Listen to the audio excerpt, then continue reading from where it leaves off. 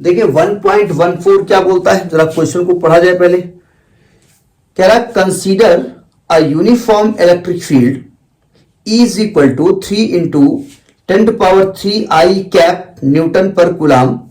What is the flux of this field through the square of 10 centimetre on the whole plane is parallel to YZ plane. What is the flux through the same square if the normal to the plane makes angle 60 degree along x axis? जरा समझने की कोशिश करो। सबसे पहले जो given है वो इलेक्ट्रिक फील्ड गिवन है और इन्होंने इलेक्ट्रिक फील्ड को वेक्टर फॉर्म में लिखा हुआ है और लिखा हुआ है 3 इंटू 10⁻³ I कैप। ये I कैप क्यों लगाया भाई इन्होंने? कैप पहले लगा दी, जड़ा है इसलिए लगा दिया। ये कहना ये चाहते हैं कि जो इलेक्ट्रिक फील्ड है ना वो अलोंग एक्स एक्सिस है, ठीक है। और फिर ये कह रहे हैं कि भाई एक स्क्वायर है, स्क्वायर 10 सेंटीमीटर साइड का है और वो वाईजेड प्लेन पे है। देखो ध्यान से, अगर मैं मान लू ये स्क्वायर है, अब जानबूझ ऐसे बनाना पड़ रहा है हमको, और ये वाईजेड प्लेन पे है, ये वाईजेड प्लेन पे है, तो हम फ्लक्स का फॉर्मूला कैसे निकालते हैं?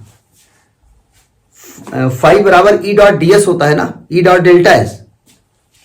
तो इसका जो एरिया होगा, एरिया वेक्टर किधर होता है? क्योंकि ये वेक्टर क्वांटिटी है तो एरिया वेक्टर लेना पड़ेगा।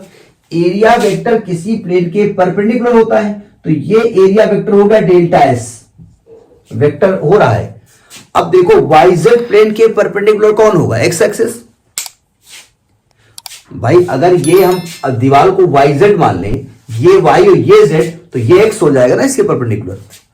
तो यानी कि जो डेल्टा एस हम निकालेंगे एरिया, तो इसकी साइड है 10/10, मतलब 0.10 इंटू 0.10, ये तो वैल्यू आ गई, इंटू आई कैप मीटर स्क्वायर। सही कहा मैंने, area vector.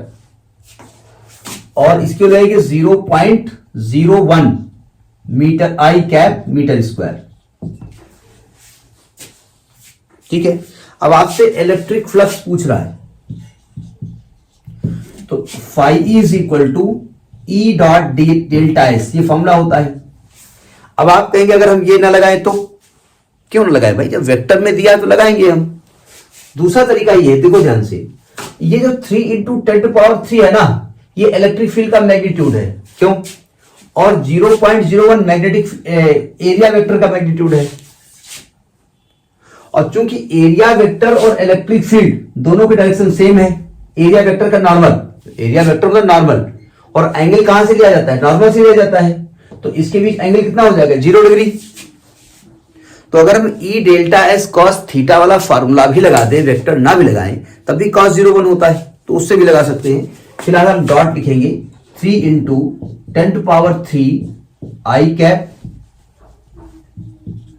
Dot 0.01 I cap, और आप जानते हैं आई डॉट आई 1 होता है, तो 3 इंटू 10⁻³ इंटू 0.1, ये आएगा 1/100, यानी कि 30 आ जाएगा। इसका यूनिट क्या लिखे हम? न्यूटन मीटर स्क्वायर पर कूलम, न्यूटन मीटर स्क्वायर पर कूलम, ठीक है। तो हम आई डॉट आई से भी लगा सकते हैं, और हम चाहें तो इसका मैग्नीट्यूड भी ले सकते हैं, लेकिन काहे को मैग्नीट्यूड लिखे हम? ठीक है, अगले पार्ट में उन्होंने बताया है मैग्नीट्यूड, नोट कर लिया। जो हम डायरेक्शन लेते हैं, जो थीटा लेते हैं, वो एरिया वेक्टर यानी नॉर्मल टू द सरफेस से लेते हैं ना। सेकेंड पार्ट जो आपसे कह रहा है, वो कह रहा है कि भाई जो इलेक्ट्रिक फील्ड है, सेकेंड पार्ट कह रहा है कि what is the flux through the same square if the normal makes angle 60 degree with x axis. मतलब हम सेकेंड पार्ट में इलेक्ट्रिक फील्ड यही लेने वाले हैं, 3 इंटू 10⁻³ न्यूटन पर कूलम। आई नहीं लिखेंगे, ये लिख देंगे along x axis, along x axis. Along कुछ भी हो कोई मतलब है नहीं, अलोंग कुछ भी हो कोई मतलब नहीं है। एरिया वेक्टर, एरिया जो है वो 0.01 मीटर स्क्वायर है, और थीटा हो जाएगा 60 डिग्री। ये ध्यान रखिए, नॉर्मल से एंगल लिया गया है और नॉर्मल से ही लेना चाहिए। कभी कभी बदतमीजी करते हैं, देखो ये एरिया है दिख रहा है और ये आपका इसका प्लेन है, ये इलेक्ट्रिक फील्ड है और ये एंगल दे देते हैं प्लेन से। ना ना ना, हमको ये वाला एंगल चाहिए, ठीक है। अगर ये 30 दे दिया तो ये 60 निकालेंगे आप। कभी कभी क्या करते हैं कि जो इलेक्ट्रिक फील्ड है वो प्लेन के सरफेस से बनाता है थीटा, जबकि हमको जरूरत होती है नॉर्मल से, तो ये लिया जाएगा। ध्यान रखिए यहां तो यही दिया है, तो फाई का फॉर्मूला क्या हो जाएगा, ई delta S cos theta cos 60। तो ई दिया है आपका 3 इंटू 10⁻³ 0.01 कॉस 60 वैल्यू क्या होती है 1/2, तो ये आएगा 1.5 और इंटू 10 यानी कि 15 यूनिट आप लिख चुके हैं। क्या होगा, न्यूटन मीटर स्क्वायर पर कूलम, न्यूटन मीटर स्क्वायर पर कूलम, ठीक है। तो दिस इज 1.14, ठीक है, नोट करिए।